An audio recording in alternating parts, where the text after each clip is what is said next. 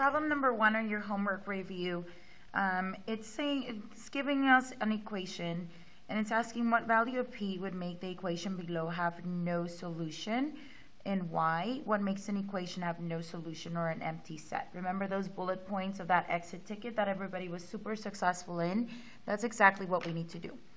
So when I look at the equation over here, let me rewrite it quickly.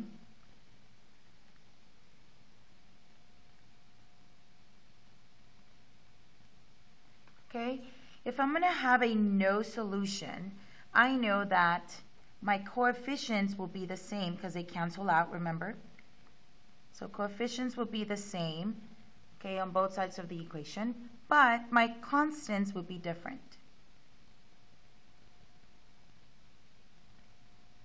Okay, so on this side of the equation, I have all the things that I need to know, and on this side, I need to make p a number so that the coefficients are the same.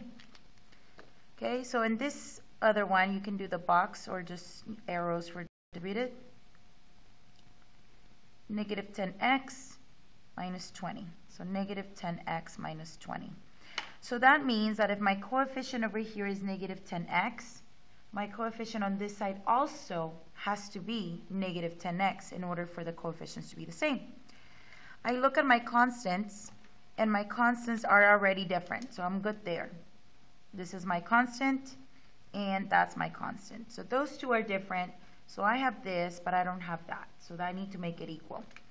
So I already have a negative 7x, and then this p, what would I make it be so that it equals negative 10x? So if I make p equal 3, then I'll have negative 3x and the negative 7x, and that would make negative 10x. And then I will have the coefficients be the same and my constants different. Okay, so over here I would say p would have to be equal to 3. Okay, and then it says y, and what makes an equation a solution or empty set.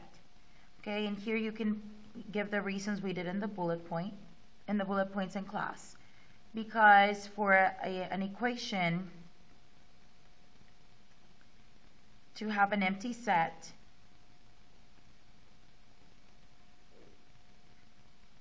the constants need to be different,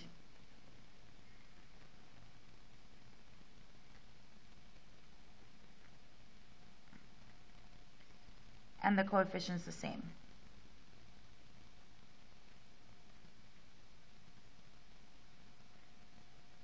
And here I kind of run out of room, but I'm going to write it over here on the top. Sorry about that. I should have given you more room here.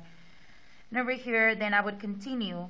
Therefore, p needs to be 3, so that negative 3x minus 7x gives me that negative 10x like in the other side.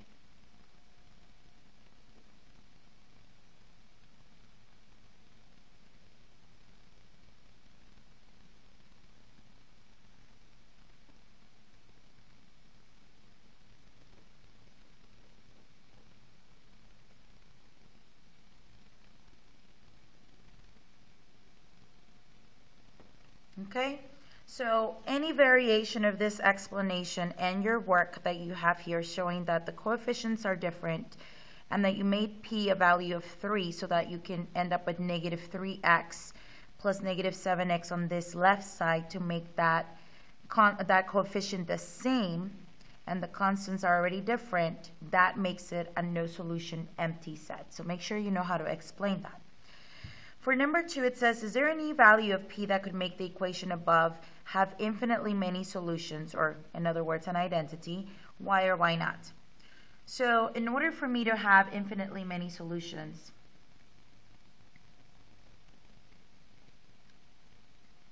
okay, it means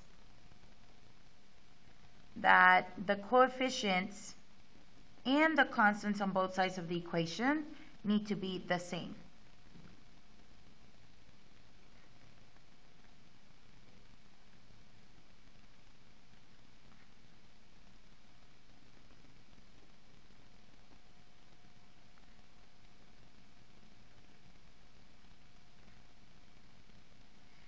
So here, I can only change the p-value. So if I rewrite this, like I know already from question number 1 how I can change p, equal it to 3, in order for me to have the coefficients equal each other. Okay, so the p can change to 3, and I would have negative 10x if this is 3. However, there's no way for me, by changing p, to change the constants. If I change p, it doesn't change the plus 32 on this side and the negative 20 on that side. I cannot change the constants. So in other words, there's no value of p at all that's going to help me in that department. I cannot change the constants here, and in order for it to be an inequality, these need to also be the same. So changing p, changing the value of p, will not change the constants. So there's no value for p. So there's no value for p to make this an identity.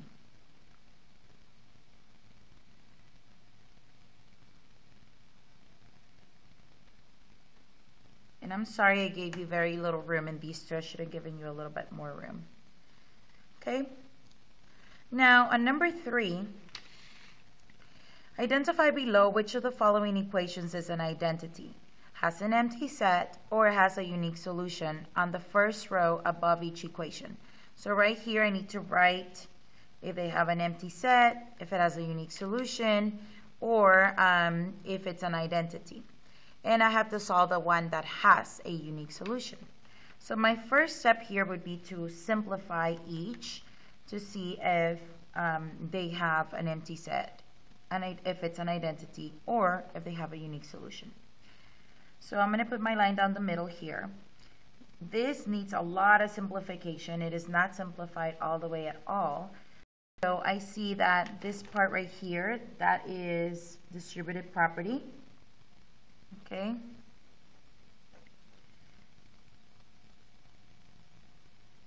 This one, I'm not getting rid of the fraction because 1/2 is easy.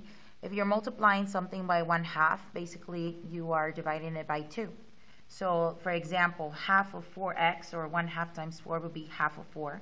So that would be 2x. Half of 20 is 10.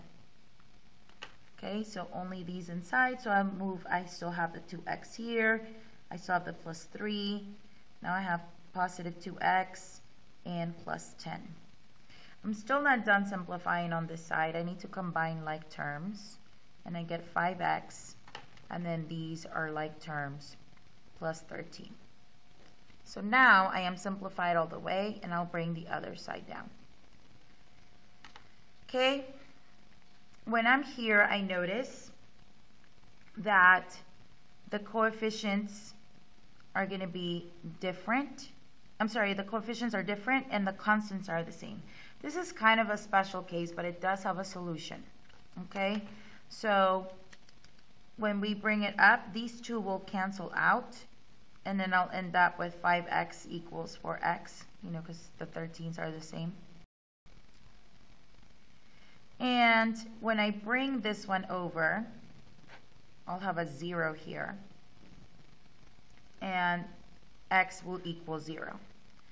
Okay, so it does have a unique solution. X equals 0. Okay?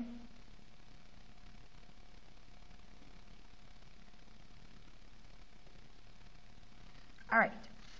Now the next one, I also have distributive property here.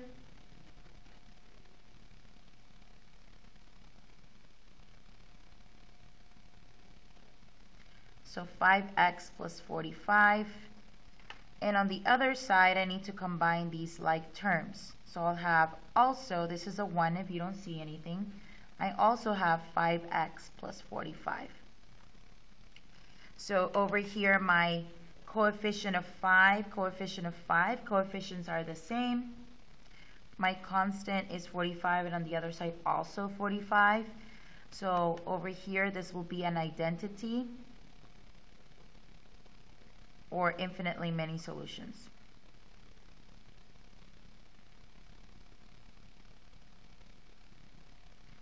You can also say x equals all real numbers over here as well.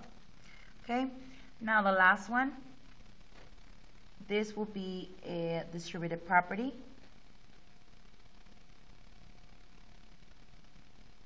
This will be negative 9x. Excuse the announcement. I'll bring down the 7. The 7 I didn't distribute, just bring it down.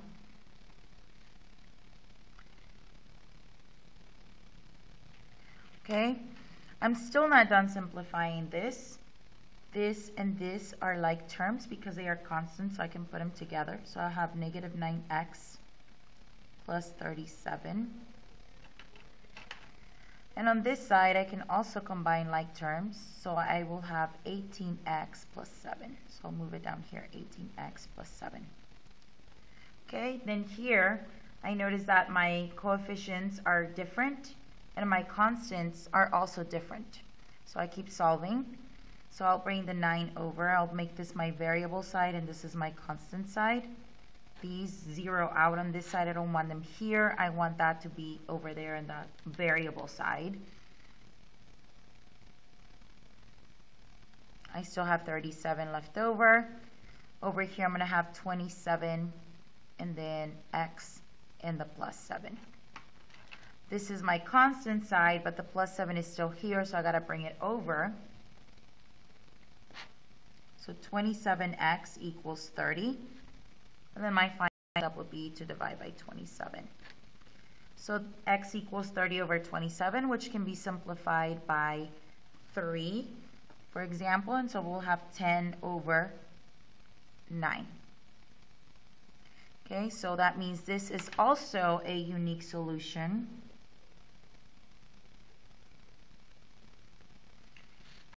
And it will be x equals 10/9. All right. Okay, and if you're watching this video entirely and you want extra points on this side of the page, if you want 5 extra points, okay, you're going to draw a happy face right here and write I watched the video and circle it. Okay, I will have the other half of the page in a different video, so make sure you watch it as well.